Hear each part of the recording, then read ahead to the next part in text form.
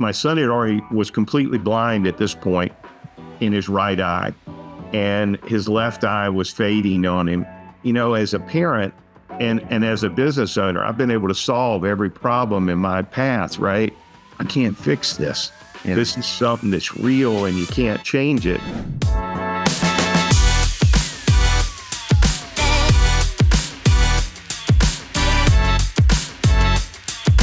Welcome back to the show. I'm your host, Remington Ramsey, and today our guest is a legend from the Triangle, the Raleigh, Durham, Chapel Hill area, Mr. Jim Allen. I believe the first cover ever in our third magazine launching out there. How you doing, Jim? I'm doing great.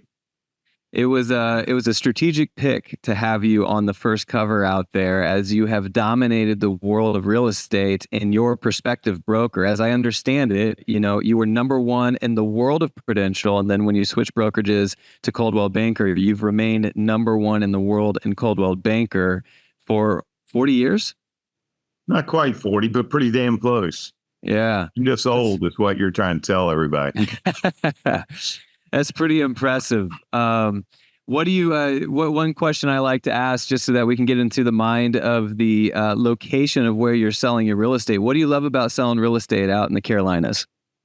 The main thing I like is I get to create my own listings. I mean, there's so much urban infill going on, and we still have some land out in the outer lying areas. And I'm into the forming the lots and the new side of it. I enjoy that part of it. So, and just like everywhere, I think people would prefer to live in a new house than a resale. We do both, but I like the fact that we have a lot of local custom builders here, and I get to provide the bread for them, which is the lots. Well, one question I wanted to start with at the beginning, because whenever we launch a new magazine or we start promoting the standings in any way, and the people at the top generally have a team. And if you're at the top of the top, I mean, if we're talking about world top, to do those numbers, you generally have a pretty large team. And so the argument then becomes, well, I could just, be an office and put all of my sales under one broker, and then I would be the number one team. I've heard that, hundreds of times. But I told you we were going to talk about this in the pre-show, and I think you've got a pretty good perspective on that. So in terms of building a team, being the number one in the world, what's your response to that? So you really couldn't do it the same way, because really what I am is a rainmaker, and I'm a funnel down to everybody else in our business, and I create the business. I'm not saying every agent's this way, but from my perspective, how we do our team, I don't think a owner of a business or an office manager typically provides the business to their agents. In my case, I do. I mean, I'm literally a funnel, but I think everybody's a team, even if they don't acknowledge that they're a team yet, because they've got an attorney they use. They've got, people who are doing their mortgages. They got people doing their repairs. They got inspectors. We're a team. Real estate's built around teamwork. I played baseball my entire life, and that's a team sport, and nobody's ever played without having 9 people on the field. And the same thing with this. I actually, if you'd have talked to the Jim 40 years ago, I was the last person that wanted to have a team. I thought the same thing, because before I became the biggest team in the world, I was the biggest individual agent in the world. And you thought that was more impressive, like that was better to say. Somehow I did, because it was all about my ego.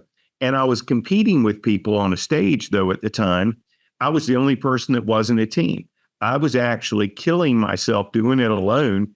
And the other 9 people, one of them, a girl named Dottie Herbert from New York, I remember this to this day, had 18 unlicensed agents, because in New York, you can sell real estate in a condominium project without having your license. No license. She had 18 non-licensed people working for her, so because she could still say she was an individual.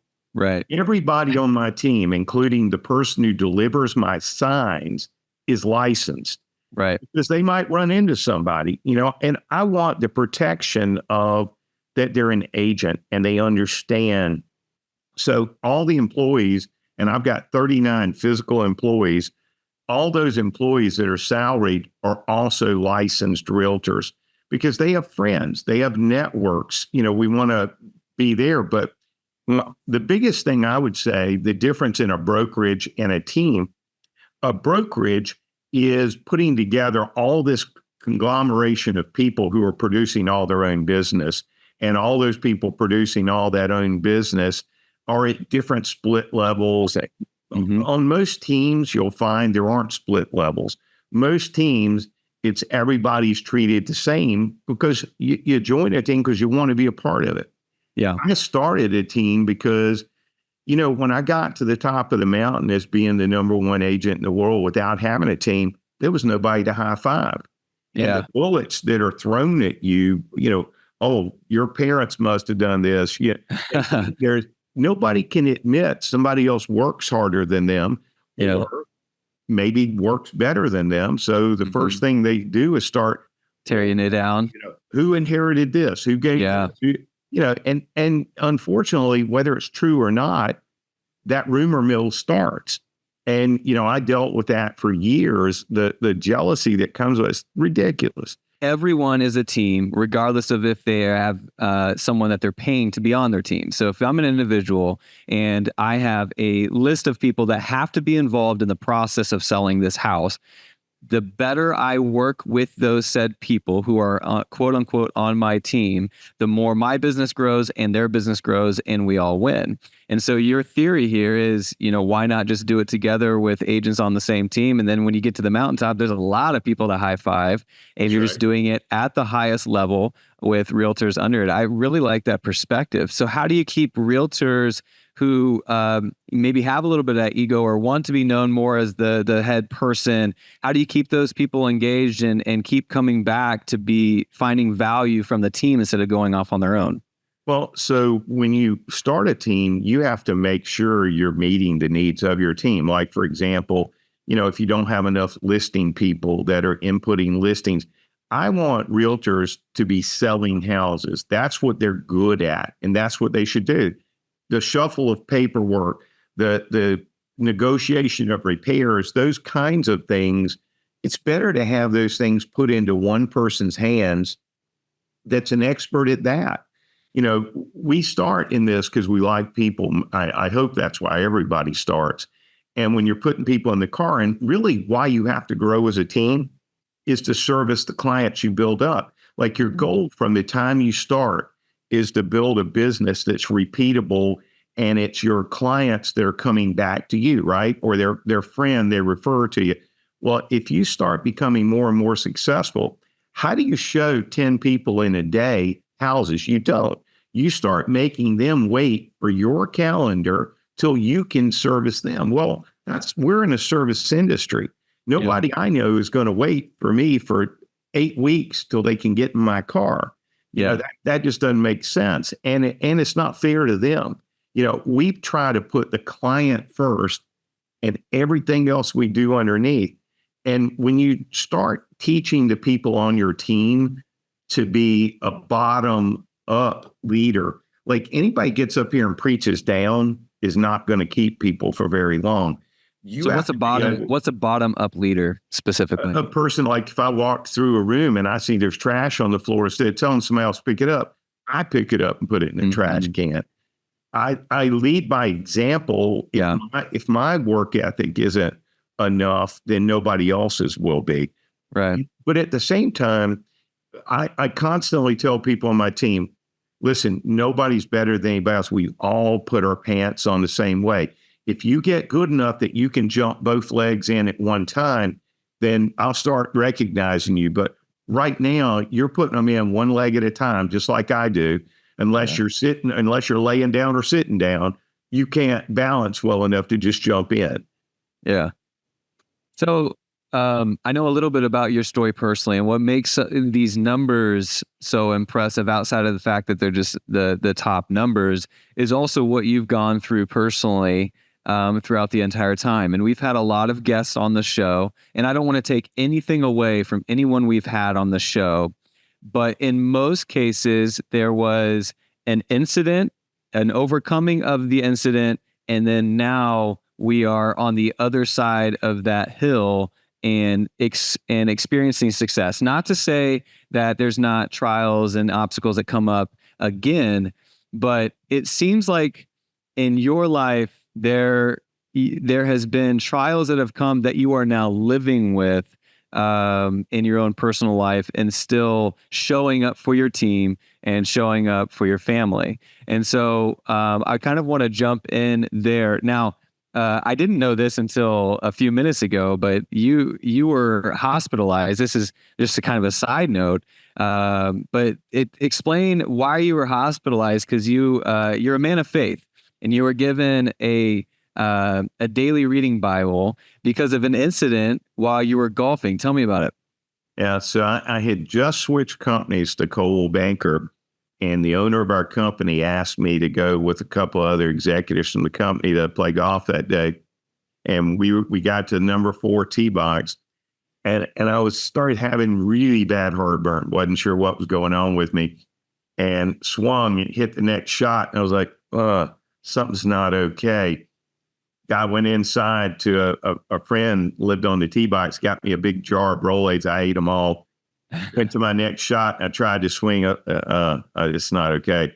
And I drove back into the clubhouse. Knew I wasn't okay to the point that I started driving straight to the hospital.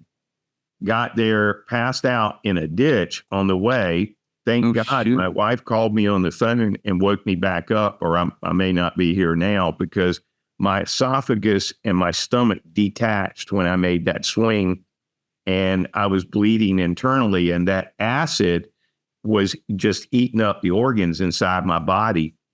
And wow. So it was like didn't know what was going on. I go straight to it. I actually didn't get to the hospital. I got to an urgent care.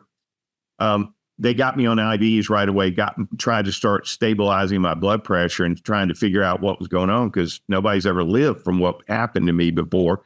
But they also didn't know what was going on. So anyway, they ended up taking me in an ambulance to the hospital, get in the emergency room. And by the way, this is not a criticism of ERs, but in the ER, they put me on morphine, which I don't know if you've ever been on morphine. You don't know who you are a little bit. Yeah. And got my blood pressure back, calmed down, and sent me home. Yeah. Now, 2 hours later, I started hemorrhaging blood, like throwing it up everywhere it could come out of, and went back. And they realized when I got there, my blood pressure was so low and I'd lost so much blood, they couldn't operate. So the day before, I had a listing appointment.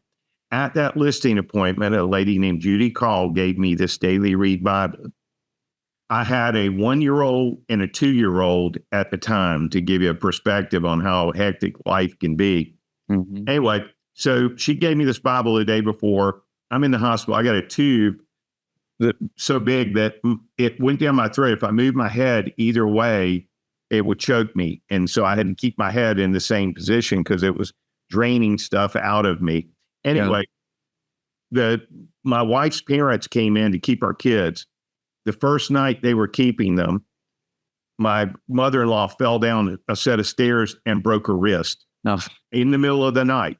So my father-in-law has to call my wife because he's got to take his wife to the emergency room. I got a 1 and a 2-year-old that can't stay alone, don't know what to do. Yeah. So my wife had brought all my clothes in a bag. Just so happens, the bottom of that bag, the day before, that daily read Bible was sitting in it. Oh, wow. My wife goes home, take care of my child, and left me alone. I can't watch TV because if I move my head, it chokes me. So I start reaching for anything I can find to read, and I find that bag, and there's that daily read Bible. I pull it out, and while I was in the hospital, they couldn't operate on me for a week because they had to get my vitals stabilized and get me okay so they could operate. And which is pretty interesting. So in that week, I mean, at what point did you find out that no one has survived from this? I mean, is this pretty scary for that week as they're stabilizing you? The next day, our surgeon came in and my wife asked the question, and he said, "Including you?" I said, "Yeah." He said, "Just one."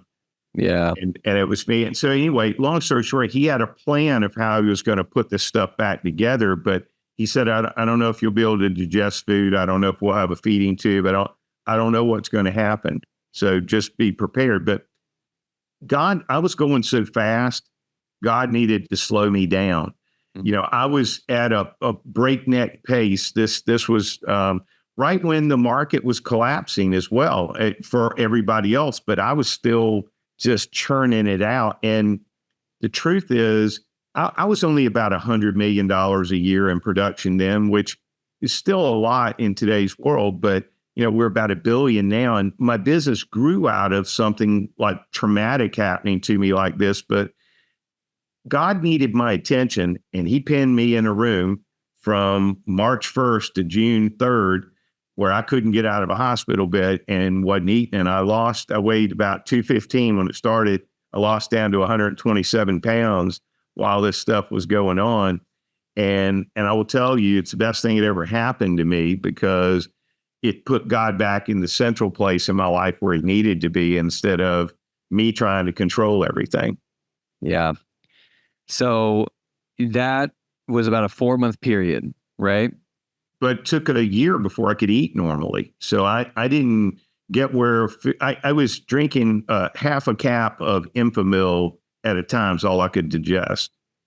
So here's what I mean by most people, when you talk to them about like a pivotal turning point, that was definitely a turning point in your life. You were going too fast.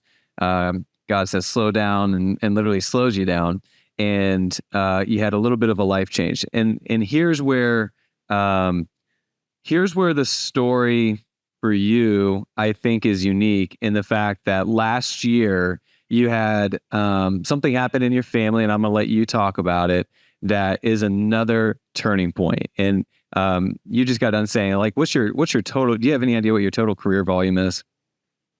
I don't really. We do about $1 billion and a quarter a year right now. So I've been doing it 40 years. I sat and tried to figure it out. I think 18 billion, but I'm not a. I haven't. B, everybody. Yeah. Okay. So that's the kind of numbers we're talking about. Only a handful of people have ever experienced this type of numbers. I hear I'm the only one. I hear it's just me, but I might be wrong. So the great equalizer is time and pain and sickness. And you, about a year ago, received some news about your son, and it has moved so quickly that even in the time that Bobby had his pre-call with you and the time that we're recording this now, there's been monumental changes that you have just lived through. And so what I want to talk about is the fact that, this is not a story where it's like we experienced something, we overcame it, and now we're better for it. This is something you are now living with on a regular basis, still showing up for your team, still showing up for your family. So describe the news you got a year ago. So actually not even a year yet. November 20th, my son, who was a senior in high school, who was being recruited to play baseball all over the place, came home and said, "Hey, Dad, I think I've got the wrong contact in. I can't quite see out of my right eye. Can we go to the eye doctor?" So yeah, okay. Get an eye doctor's appointment the first week of December. And we go, and they give us stronger contacts, even though they said they believe the prescription's right. Took a week and a half to get them back, because the set they sent home didn't improve anything. We get another set week and a half later, right before Christmas. And my son said, "Dad, I think these are totally wrong, because I can't see out of the middle of it at all. I can see a little bit on the sides, but they definitely sent me the wrong contact." Because when you're looking out of both eyes, you're really not paying attention that both eyes are working. When you close one and now you try to look through it, and that's what he was doing with this new contact, all of a sudden they realized he didn't have much central vision. We go to the hospital, or we went to an ophthalmologist, who immediately sent us to the emergency room at Duke Medical Center, and stayed in the hospital for 5 days there. They thought at first he had MS. They weren't sure what it was. About a week later, we got diagnosed with a disease called LOHON, LHON. It's Leber's hereditary optical neuritis. And it is a disease that is inherited from the mitochondria from your mom, and it passes down through that family. and it's really rare. Like 1 in 46,000 people in the world have it right now, but it normally doesn't come out. I mean, only 50% of men ages 15 to 30 does it come out in. In women, it comes out after age 65, after they've gone out of menopause, but only 15% of the people does it cause this rapid blindness that occurs. January 2nd, we got our full diagnosis that Leber's is what my son had. They did the genetic testing. And that morning was the worst morning of my life. The day before, my wife and I tried to get the doctor to tell us the results, but my son had just turned 18, so they required him to be there because of the HIPAA laws. Yeah. Well, my other son was sitting up on the steps at the top at the time listening, who's 16. And it wasn't a doctor, it wasn't like an expert telling us, just a clinical person from the hospital calls and says, your son's got Leber's or Lohan, and your son has the most common case. Now, we thought most common would be good. That's most good. common is the worst thing that can happen because there's a 97% chance it gets the other eye within 3 months. You can have Leber's and only lose one eye. So in the time that we were interviewing and talking about, it's about time we started talking about this interview, my son's vision in the bad eye, he could still see well enough. He was still playing baseball. He now has 2,800 vision in that eye. So it means from 800 feet, he sees what you see from 20 feet. 2,200 is legally blind. He's 4 times legally blind in his right eye. The first week of March, we were at the NCAA playoffs, but we also had gone to the University of Pittsburgh. We had a friend of ours who had been going blind, who had a contact at the University of Michigan, and they gave us a contact at University of Pittsburgh. So we went there for care. NC State, who's his favorite team, just happened to be playing in the NCAA basketball tournament the same weekend. So we went the day before, and they confirmed the diagnosis. But the gentleman there is a guy that's been working on a cure for this disease for 23 years. Oh, wow. There is no known cure. And anyway, he hadn't lost his left eye at that point. So we went to the basketball, had a great time, got back the Tuesday of that next week. And my son said, Dad, I don't think I'm seeing as well out of my left eye. We went, his eye had gone to 20/40. Your dreams and what you're chasing change, right? You know, when my son was completely blind at this point in his right eye, and his left eye was fading on him. And, you know, as a parent and as a business owner, I've been able to solve every problem in my path, right? I can't fix this. Yeah. This is something that's real and you can't change it. And, you know, I can tell you that from the first day, there hadn't been a day I haven't cried 3 or 4 times. Mm-hmm. But I still got people on my team I got to support. And I know when things happen in your life, a lot of people cave in and just stop. And thank God I had a team here because they supported me through it mentally, physically, financially. It made me feel like I could be okay because a level of when you start trying to make deals with God first, God, please let me have it, not my child. Mm-hmm. And then when you realize you can't save them, then you got to start dealing with the reality of it. So my son had to stop playing baseball the first week of April. Now we're just praying that he can drive long enough with the one good eye to get to the prom, which was April 17th. Mm-hmm. A week and a half before my son was at baseball practice and realized how he couldn't even see the ball coming at him. And he said, Dad, I got to tell the coach. He had been trying not to tell the coach because we had D1 scholarship offers all over the place. And we're praying it's going to get better, right? Yeah. It didn't. Yeah. And so long story short, he told him that day. And, you know, the first thing we ran into that happens in life, my son had a date for the prom already, decided he's going to tell her what's going on with his eye. She broke the date the next day because she didn't, you know, like imagine, like it's terrible. I won't say this, but just you can't believe it. His resilience, though, next day he asked somebody else. They went, Well, he couldn't drive any longer, so he had to go with a group of friends now. Yeah. And that night of the prom, the pictures are great. You can't tell what my son couldn't see, but that night he had to keep grabbing me and saying, "Hey, Dad, I think that's my date over there, but I can see the orange dress. Is that her?" Because he was getting to the point, this disease also it impacts your color blindness. And he wasn't sure whether it was red or orange this person was wearing. So I had to, at least in the picture part, had to keep shuffling over. Thank God the girl who went with him, they had a fabulous time, but then you roll to the end of May. So we're not that far. Last day of May, he lost the rest of the sight in his other eye. And now the world's a different world. He can see black and white, but he's was going through freshman orientation last week at NC State and just realized how bad it is. We're doing cane training right now to get him where he can walk with a cane.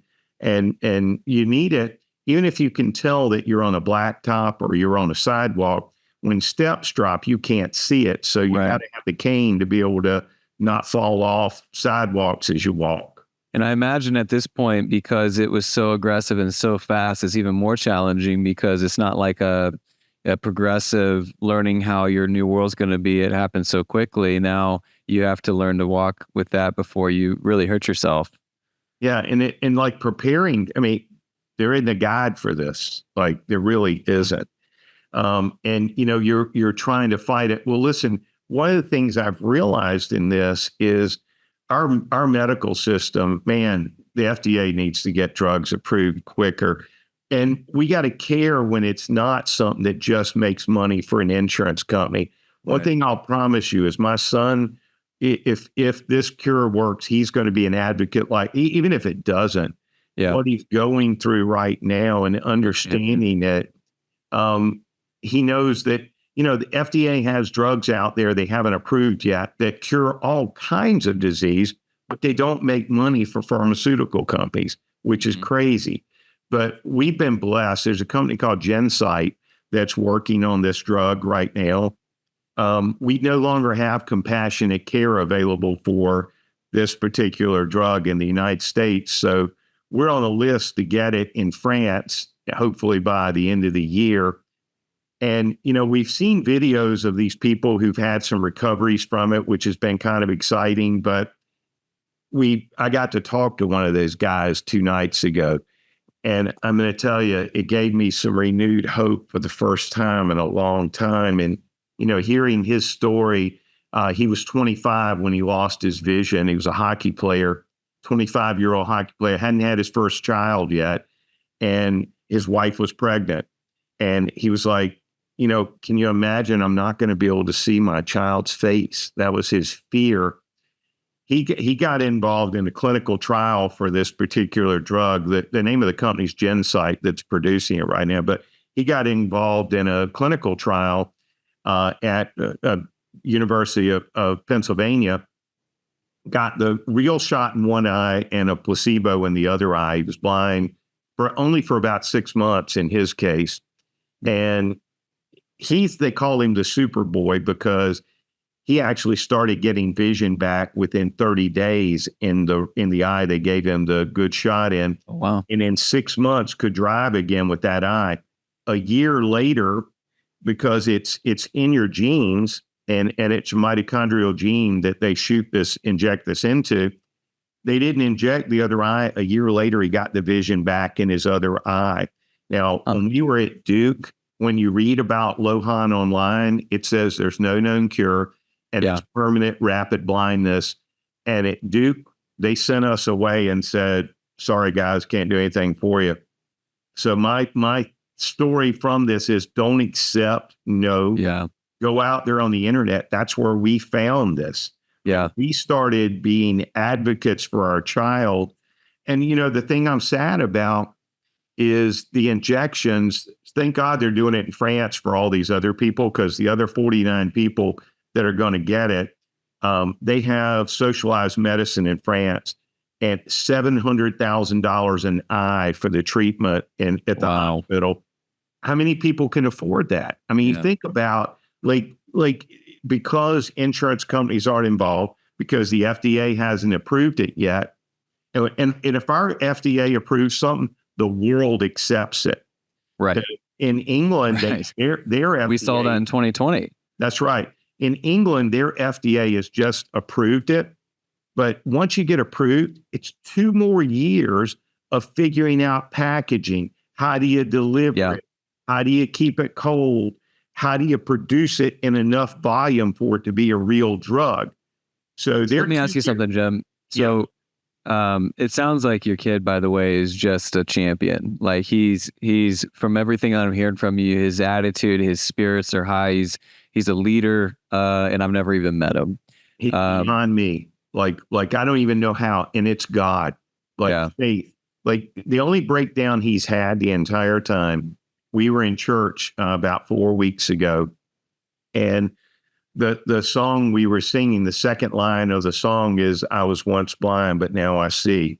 Mm. And we're on the front row, and my son can't even see the face of the pastor, and that just hit him. And if you don't have an 18-year-old, you don't know this. Hugging and touching, they're studs. They are minimal. We got in the car, and I knew something was different. I put my hand on his back, and he let me keep it there. Yeah. And he broke down that day. And I can tell you that when you try, as a parent, when I've been around him, I'm trying to hold it together, right, all the time. When I get away from him, when I do my crying, I couldn't not. I cried right along with him, and it was really a tough day. But he sprung back from it. He was just at the beach with his friends for a week.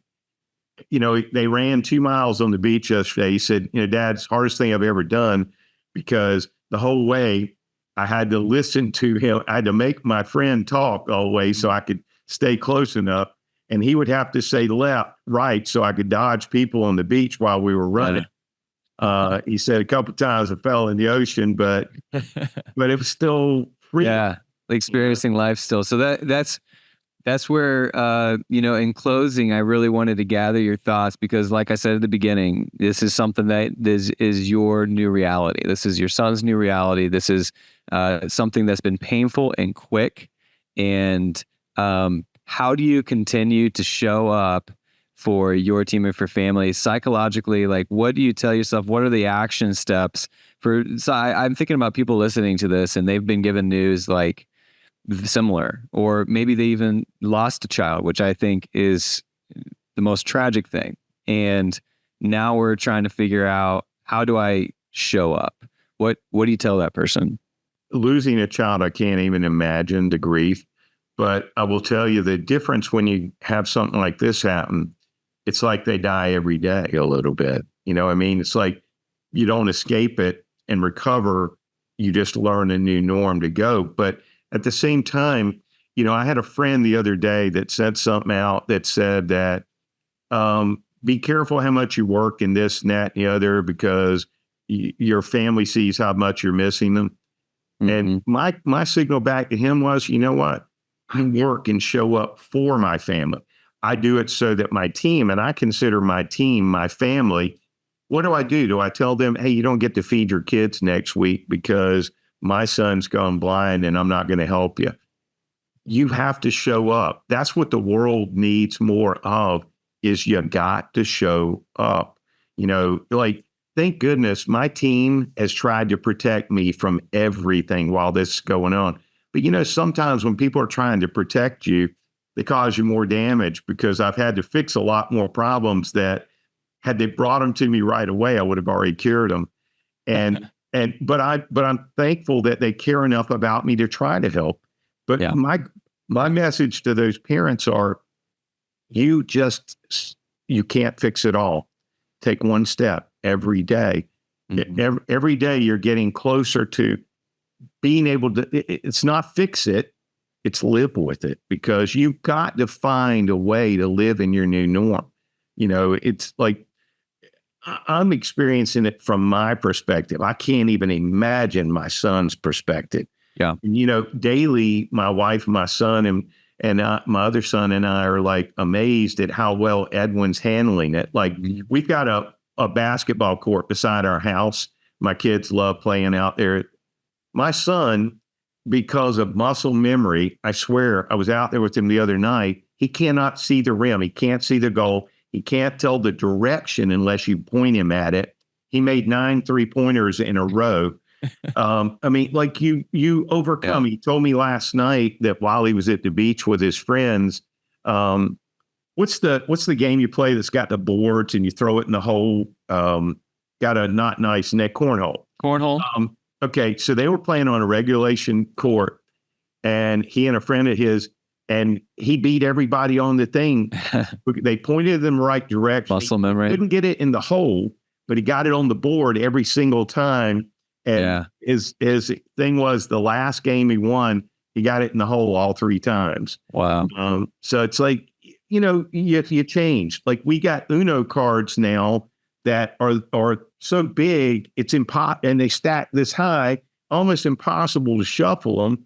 And he has to hold it this close because you have some peripheral vision. You have a little bit of it, and you can hold it like this. And we put an X in the center of one color, and because can't see color anymore. Yeah. And we play Uno with these gigantic cards. I mean, you find a way. Like when he writes, it's still fun. When he writes a book, I would like to be the first person to read it. What a story. So, and you know what's crazy? So he was the kid, whether it was working out or education, he graduated with 4.72 GPA from high school on a 4.0 scale. Like we would tell him every night, please stop studying and go to bed. Mm-hmm. Well, turns out we find out this disease comes out more often in people. Like if you're a marathoner and your body breaks down, it's more likely to come out. Well, he had been training for baseball camps, and it was time to go to the big ones. He'd already gotten all these offers from places he didn't want to go. He was trying to get the couple left he wanted, which he did get, but he broke his body down so bad during that some days he would come home, he couldn't pee. So we'd have to go get an IV for him to be able to go to the bathroom because he had worked out 8 hours that day. And because of that, because of driving for a goal you got, that mitochondrial gene broke down just enough that this mutation came out. And,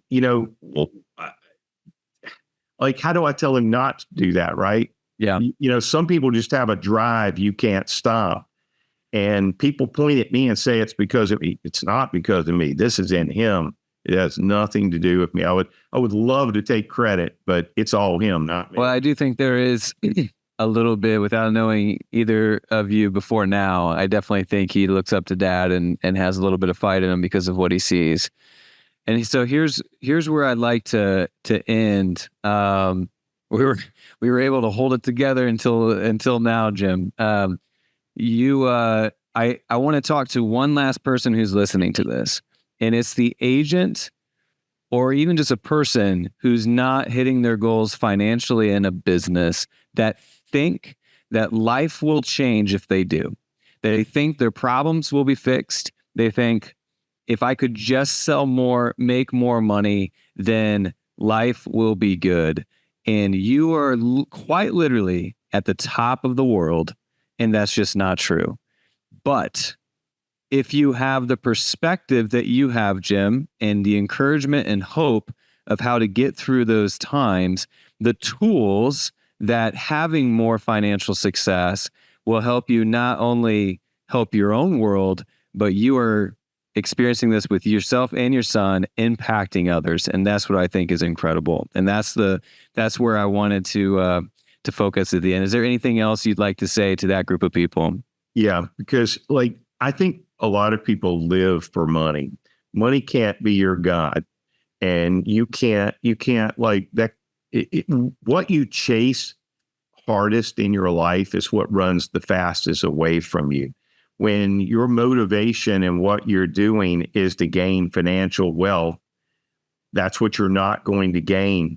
That money, like one of my friends says, I've got more financial courage than anybody's ever met. But the only reason I don't care about that money. The money doesn't define me. And people say, oh, because you have it and it's easy for you to say that. I grew up in a trailer. My first home was a trailer. So no, that is not the truth. The reality, we lived in a little duplex that was 600 square feet with one bedroom, my sister, I, and my parents in one bedroom when I was a little kid. And you know what? I thought, like everybody else, you want this. I realized the happiest I ever was in my life is when I lived in that one bedroom house with my parents, because we had everything we needed. We had each other and we had a world right around us. That's all I would tell everybody is you got to find joy in your life every day, wherever you are. I'm not saying be satisfied. I'm saying if you aren't happy where you are, no one's going to want to do business with you. And you're not going to get out of the circumstance you're in because you're dreading it. Now, I was determined and I worked really hard not to have money own me. But once you get it, you realize, like the first time I walked across stage and they told me I was number one, I thought I'd won an Academy Award until I got home.